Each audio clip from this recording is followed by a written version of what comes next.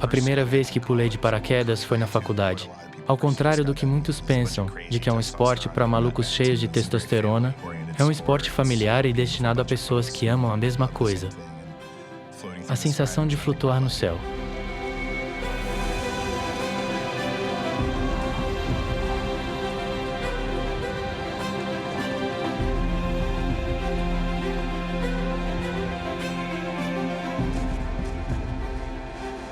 Will Slattery e seus amigos Jimmy Simplício e Manny Sanchez Mano, Will! vivem as férias dos sonhos, pulando de paraquedas na Costa Rica. A Costa Rica é perfeita para saltar. O céu era deslumbrante. Azul e sem nuvens. Muito lindo. A gente pulava de bermuda. Era demais. Era um salto bem à vontade. A vibe era muito boa. Bora! É um retiro perfeito num lugar exótico e tropical.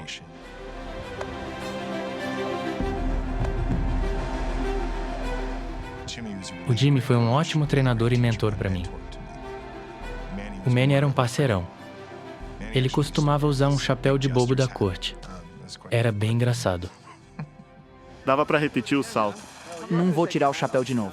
Skydive Elsinore. Os três amigos chegaram do estado da Califórnia, onde fazem parte do mesmo clube de paraquedismo. Skydive Elsinore, bom dia. Pode ficar à vontade. Giles Fabres administra o clube e acompanha os rapazes mesmo a centenas de quilômetros. Giles Fabres, pois não? A Skydive Elsinore era uma família de paraquedistas daquela região. O melhor grupo de pessoas que alguém poderia conhecer. O clima entre os paraquedistas era mesmo como o de uma família. Tô no meio da papelada aqui. Eles foram para Costa Rica para descontrair, relaxar, saltar de paraquedas, curtir a paisagem e, no geral, tirar umas férias com muitos saltos. E aí, Giles? Aproveitem aí. Não dá pra melhorar, né? Bom demais. Era o que eu tava dizendo. Vamos virar ou não? Vamos virar. Vira! Vira. A saideira. Ele vai falar. Ao céu sem nuvens. Ao céu sem nuvens. Bora aproveitar, rapaziada. No dia seguinte, Will se prepara para o último dia de saltos. E, como sempre, a segurança é a preocupação número 1. Era a hora que eu conferia o equipamento várias vezes, sendo talvez até diferente da maioria, porque eu checava sem parar para garantir que estava tudo em ordem. Eu tenho espírito aventureiro, mas não sou um cowboy. Não vou fazer algo que vai me matar. Dizem até que sou conservador. Se você prestar atenção no seu equipamento e manter tudo onde deve estar, saltar pode ser um esporte totalmente seguro. Já tá pronto, Will? Tô. Beleza.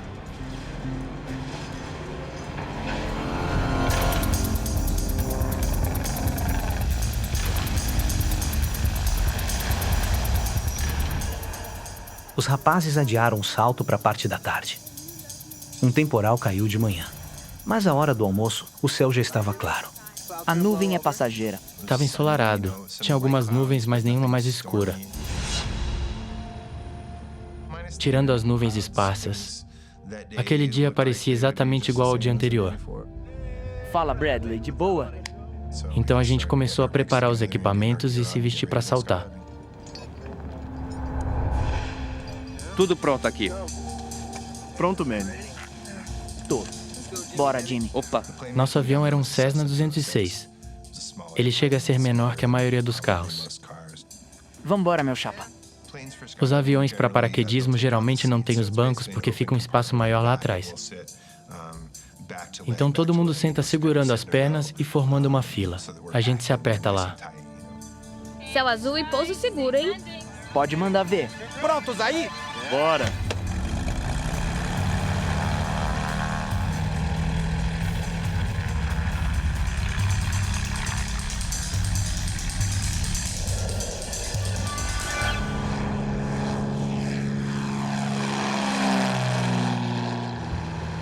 Você parece nervoso, cara.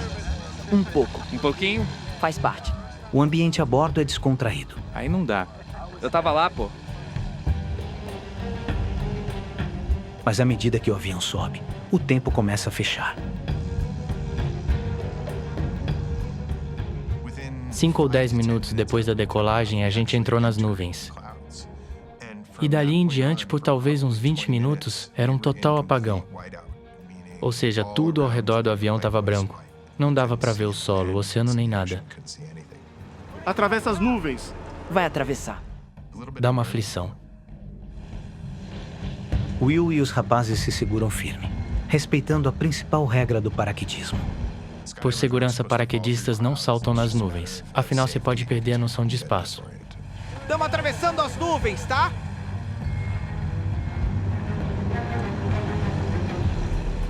A gente esperava ficar acima das nuvens em alguma hora. Mas não deu. Sem perspectiva de sair daquelas nuvens, eles decidem voltar. A nuvem tá muito densa. Não vale a pena correr o risco. Foi um pouco frustrante, mas a gente já tinha feito outros saltos. Então bola pra frente. A gente já estava acostumado com nuvens e que não se salta no meio delas. Mas quando o avião vira e retorna para a base, eles encontram sérios problemas.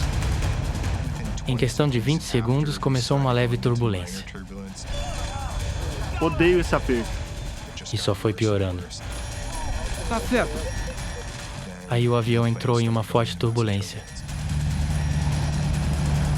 Segura aí. Garanto que eu não me sentia no parque de diversões.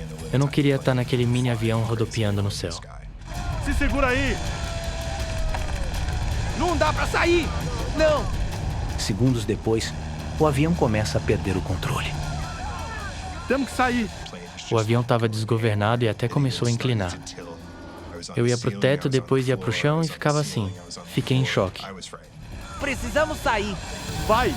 Arranca essa porta. Tá descendo. Não tinha muito o que fazer a não ser aguentar firme ou pular. Amarra aí. Com o avião despencando sem parar, Vou abrir a porta.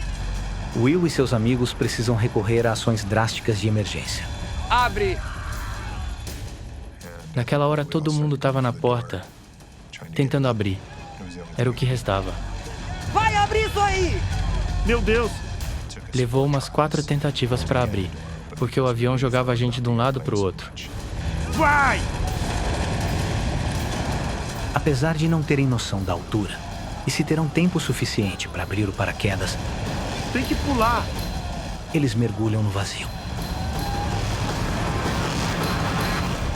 Assim que a porta abriu, eu já tinha metido o pé. Não queria ficar lá. Eu confiava no meu equipamento e confiava no meu salto, mas no avião não confiava mais. Então pulei. De 5 a 8 segundos depois, meu paraquedas abriu automaticamente. Ou seja, eu estava despencando a mais de 210 metros de altura.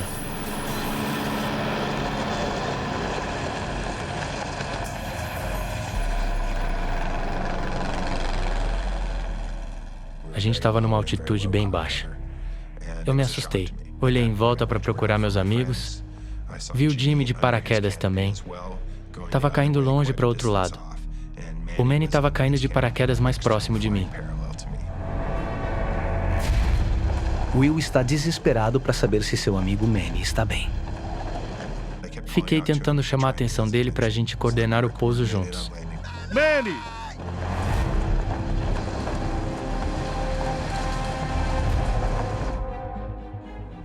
Ele não reagiu. Ele estava meio mole. A cabeça estava abaixada. Acredito que ele foi atingido pelo avião quando pulou. Imaginei que ele tivesse morto. Segundos após o salto, Will está em queda livre a 60 km por hora e sem nenhuma ideia de onde irá cair.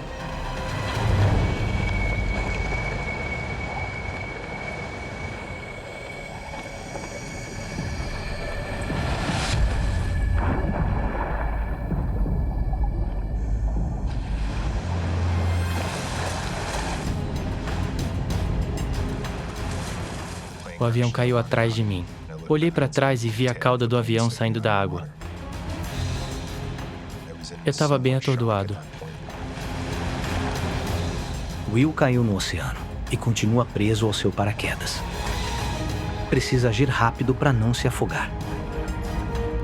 Quando você pousa na água, precisa soltar a cinta do peito para se desprender do paraquedas e nadar.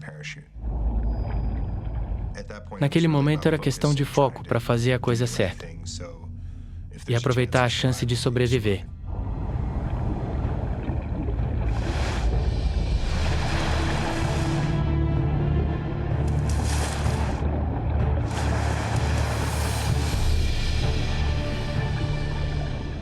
Demorei uns 3 minutos e foi bem assustador. Afinal, eu podia me enroscar em alguma das linhas e afogar. Ao subir, Will pensa nos seus amigos. Eles também pularam do avião. Um deles parecia estar com sérios problemas. Eu tirei a camiseta e o tênis, porque eu queria nadar mais leve para encontrar o Manny.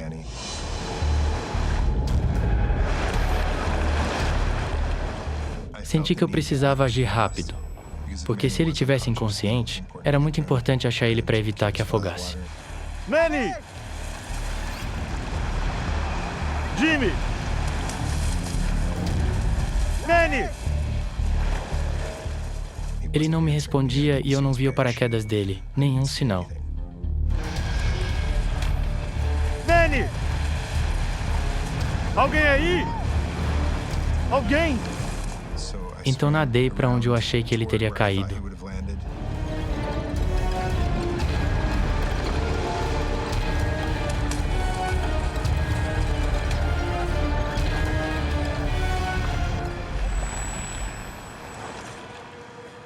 Zero notícias dele. Sem ver os amigos, Will é obrigado a encarar o seu isolamento total. Oi! Eu aceitei o fato de que eu estava sozinho de bermuda e no meio do oceano. O avião afundou, não vi o paraquedas, nem o Jimmy, nem o Manny, nada. Só o oceano. Isolado a quilômetros no Oceano Pacífico, Will é tomado por uma sensação de total desespero. Ele não vê nenhuma saída. Eu não via terra, não via barcos. E não seria possível eu aguentar uma noite inteira no oceano.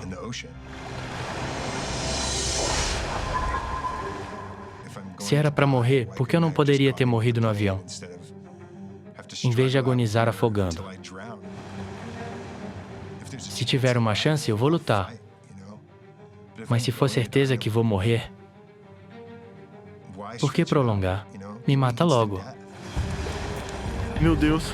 Will sabe que essas águas são repletas de tubarões. Eu lembrei que os tubarões são capazes de sentir o cheiro de sangue. E percebi que eu estava indefeso no meio do oceano. Eles poderiam me encontrar de muito longe. Mas ele começa a substituir o medo de tubarões pelo desejo de poderem oferecer uma saída mais rápida.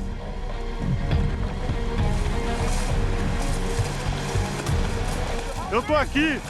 Eu não queria que fosse um processo demorado e arrastado. Quem quer morrer assim? Vamos! Por isso eu decidi que ser devorado poderia ser melhor. Vamos! Pode vir! Vem!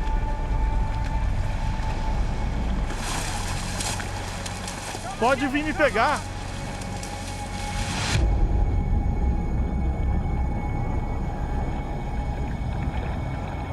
Mas os tubarões não aparecem.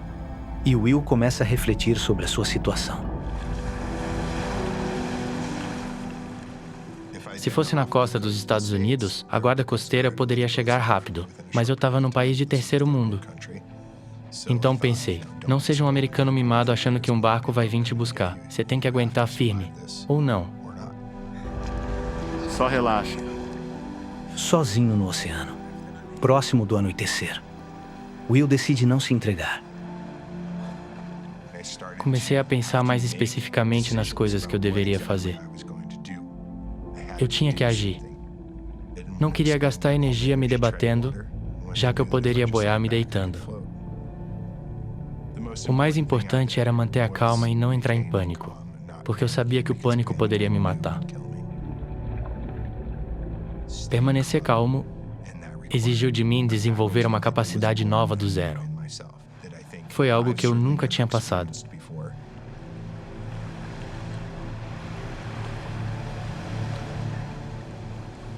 Existe algo puro em tentar viver e dizer: independente de tudo, vou dar o meu melhor.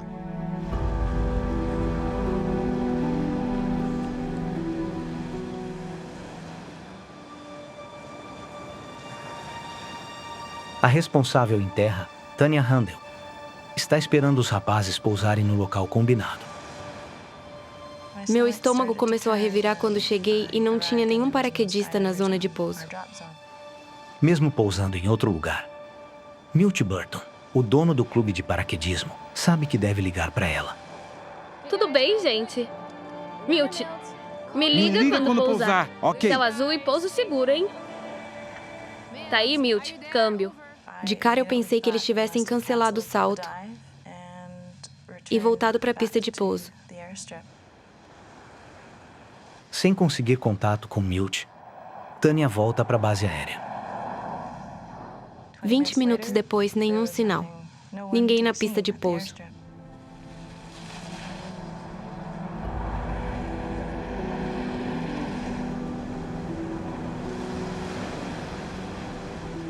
Remoto na Ásia Central. Antigamente foi parte da União Soviética. É aqui que 3 caçadores vieram para uma viagem inesquecível, em busca da rara ovelha Marco Polo. O Marco Polo é provavelmente o carneiro mais majestoso que se poderia ver em qualquer lugar do mundo. Spookspan está aqui com seu pai, Danny. Vamos nessa. A viagem é o auge da paixão de suas vidas pela caça. Éramos pessoas do interior, não da cidade. Cresci caçando, pescando, correndo para cima e para baixo nos riachos e rios. Caçar faz eles irem para longe de suas casas no Tennessee. Mas, sem dúvidas, essa é a jornada mais aventureira até hoje.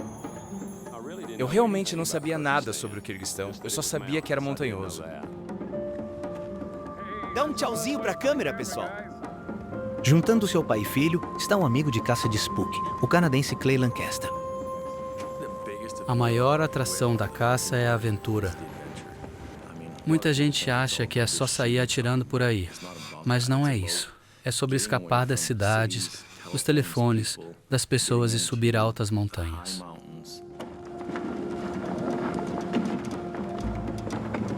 Os 3 amigos chegam ao Quirguistão e partem em minivans para sua base de acampamento remota.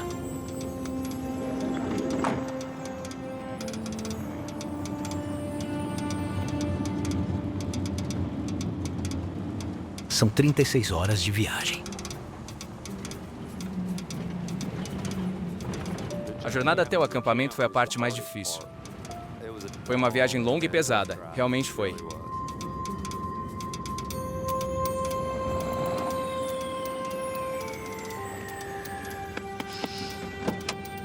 Vamos lá, Clay. Hora de acordar. Já chegamos? Me lembro de acordar e pensar, uau, tá muito frio. Meus pés estavam frios e meu corpo estava frio.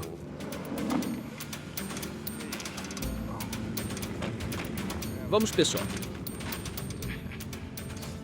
Havia montanhas por toda parte. Era absolutamente lindo. É isso aí. Eu me senti tão isolado quanto um ser humano poderia se sentir. A gente não ouvia um avião sequer. Não havia nada lá. Essas coisas eram bem diferentes do que eu estava acostumado. Posso usar? Prometo ser rápido. Fica à vontade, Danny. Clay trouxe um telefone via satélite e um GPS para casos de emergência. Não demora. Mas o Danny quer falar com sua esposa, Ruby. Alô, Ruby. Liguei para ela e disse que mesmo que não disparássemos um tiro, já tinha valido a pena. Porque foi uma das cenas mais bonitas que já vi. Toda a viagem valeu a pena. Obrigado. Espero que tenha se despedido. Daqui pra frente será apenas para emergências. Toda ligação para a esposa é uma emergência.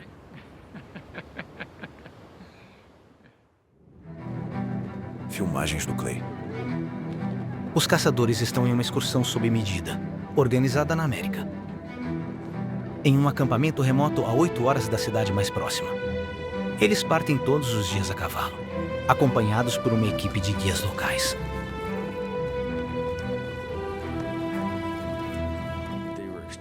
Eles eram muito amigáveis, extremamente orgulhosos de seu país e realmente queriam te ensinar as coisas.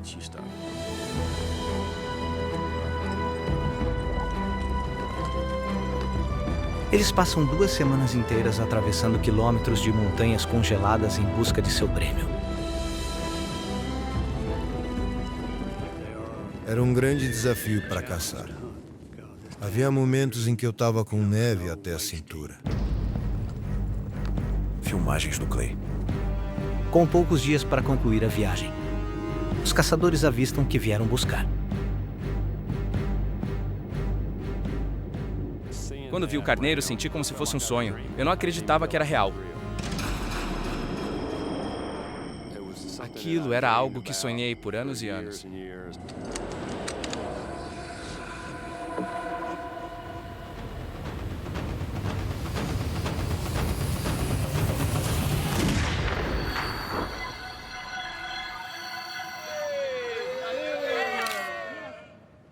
A caçada foi muito satisfatória. Nós pegamos 2 ovelhas Marco Polo muito lindas. E naquela noite tivemos um jantar de comemoração. É a última noite de caça e os locais querem dar uma despedida memorável aos rapazes. Eu não bebo, então estava sendo difícil para mim. Eu disse a eles que não, mas eles simplesmente não aceitavam um não como resposta. Vai beber sim! Então, quando contaram até 3 e todos viraram um copo, eu levei o copo até o lado da minha orelha, joguei a bebida para trás e bati o copo na mesa, balançando a cabeça como se aquilo quase tivesse me matado.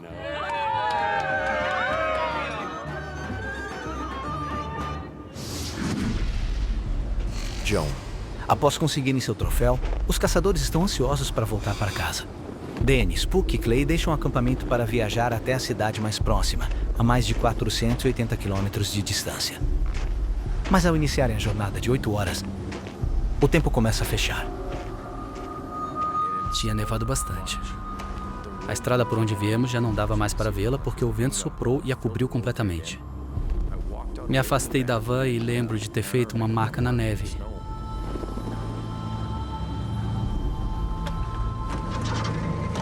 Por que você fez aquilo? Eu disse acho que é o mais longe que a nossa van chegaria. Espero que não. Acho que não percebemos o quão ruim estava até começarmos.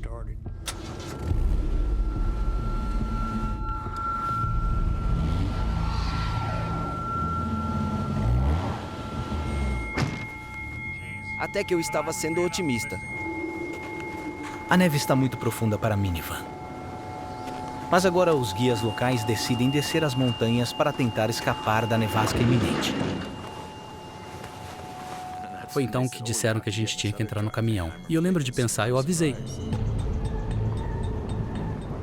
Era um veículo militar antigo, estava todo aberto. O vento soprava direto na cara. Não era nada confortável lá atrás. Era para ser uma caçada VIP e aquilo fazia parte do que deveria torná-la tão especial. Fazíamos piadas sobre isso, só brincando com a situação. Tipo, não parecia muito com um tratamento VIP.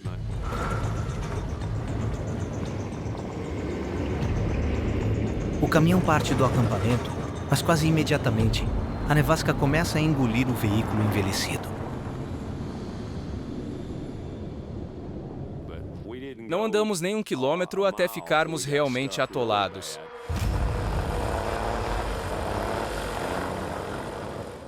Tivemos que tirar toda a neve com a pá. Continuamos cavando para fazer o caminhão sair.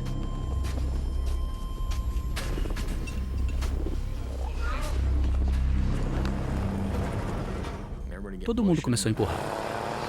E aí ele voltou a funcionar.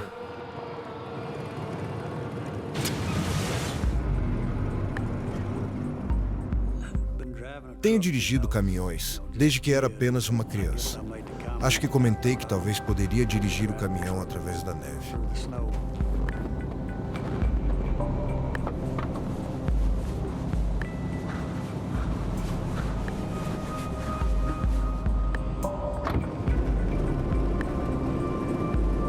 Com o Danny no volante, eles lutam para continuar através da neve. Ele fez um trabalho incrível. Fomos mais longe enquanto ele dirigia do que com qualquer outra pessoa. Mas depois de algumas horas, Danny se cansa e precisa parar.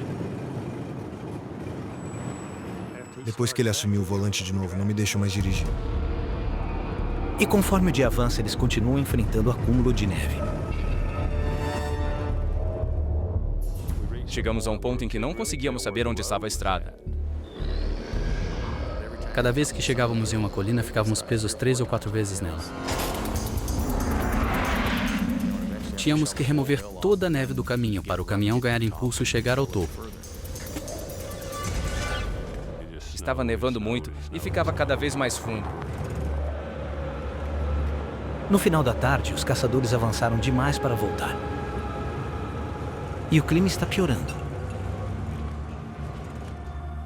Tudo ficou branco, tudo estava coberto de neve.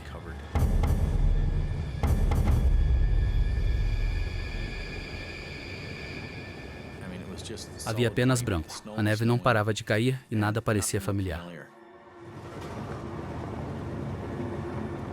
Estávamos num vale enorme e ficando cada vez mais presos em situações piores. As horas passam. A luta para avançar está cobrando seu preço. A neve ficou tão profunda que bloqueou tudo. Não dava para avançar 10 metros.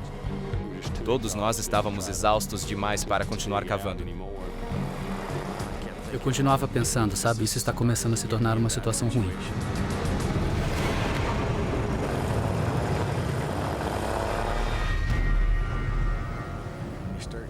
Você começa a ver seu progresso diminuir de 200 ou 300 metros de cada vez para 2 ou 3 metros. É aí que você percebe que acabou.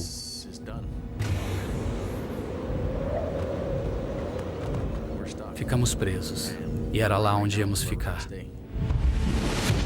Os caçadores estão presos em um deserto gelado, a 3.000 metros acima do nível do mar e em meio a uma tempestade de neve. A noite está se aproximando rapidamente e as temperaturas começam a despencar para menos 40 graus. Como vou sair daqui? Socorro!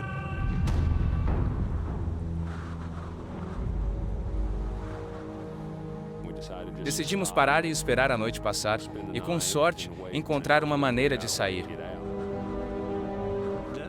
É aí que você começa a ficar um pouco apreensivo. Tipo, como vou sair daqui? Os caçadores sabem que não tem outra opção a não ser ficar parados no meio do nada. Vai ser uma noite daquelas com certeza. A situação piorou e se tornou um problema sério. À medida que a noite cai, as temperaturas despencam. A exposição a esse frio extremo pode matar seres humanos em minutos. Apenas com seus trajes de neve e uma lona fina, eles têm que se agrupar para ficar o mais aquecidos possível. Chegou a uns 30 ou 40 graus abaixo de zero naquela noite. A parte de trás do caminhão estava lotada e fazia muito frio. Aquela não foi uma noite divertida e confortável.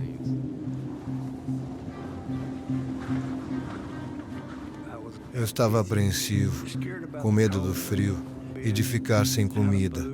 Foi uma situação difícil. Tem uns cobertores na mochila. Meu pai é muito compassivo. Sempre pensa nos outros. Pode pegar. E ele estava preocupado se todos iam estar aquecidos o suficiente. Demos a eles tudo o que tínhamos. Meias, botas, jaquetas, tudo o que não estávamos usando, deixamos eles usarem. Pode usar. Ao decorrer da noite, os locais percebem o quão perigosa é a situação. Eles estavam ficando preocupados e eles moravam lá. Eles sabiam que ninguém ia sair para salvá-los e não existe nada como busca e resgate ou algo do tipo. O comportamento deles passou de ser meio jovial, sabe, se divertindo, rindo, brincando, para apenas um olhar vazio e uma preocupação desoladora.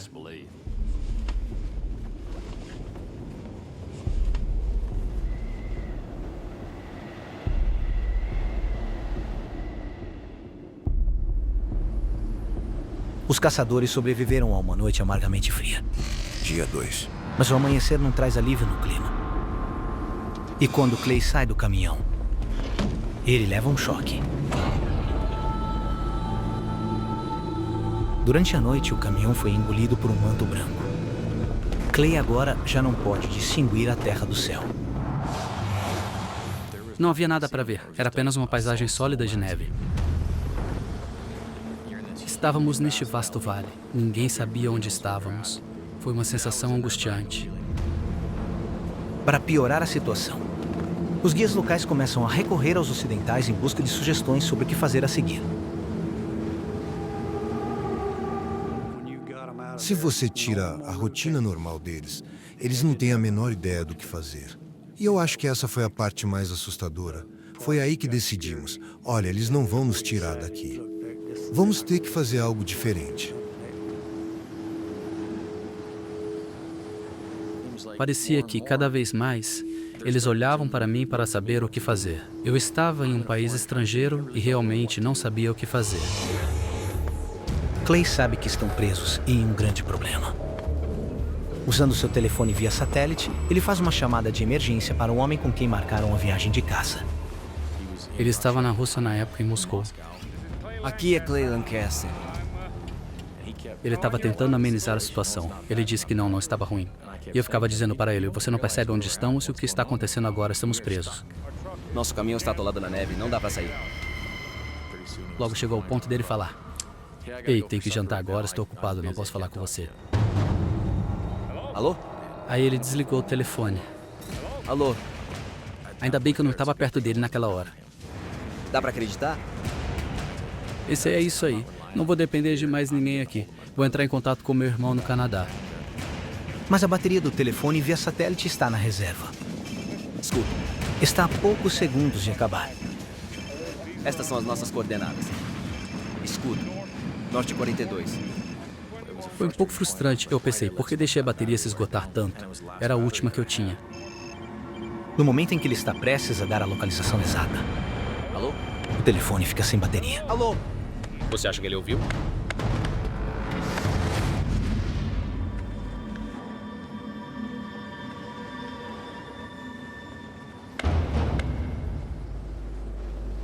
Sem telefone. Os caçadores estão agora completamente isolados. Tudo que eles podem fazer é se encolher e tentar se manter aquecidos. Muito obrigado. Nós entramos no modo de sobrevivência e eu só pensava na Ruby. Os instintos humanos de sobrevivência realmente entram em ação quando você está numa situação em que precisa fazer algo para sobreviver. Os caçadores e os guias terminam as últimas migalhas de comida. Sem mais nada para comer, eles vão enfraquecer e sucumbir ao frio rapidamente. Já se passaram 24 horas desde que saíram do acampamento. E começam a duvidar se serão resgatados algum dia.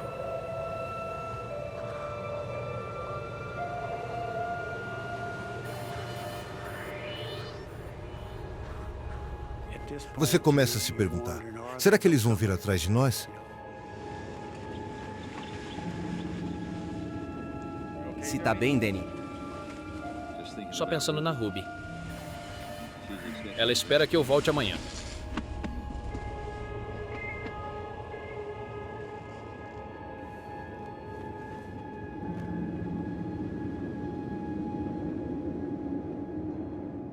Eu estava preocupado se mesmo que alguém nos encontrasse, eles chegariam a tempo.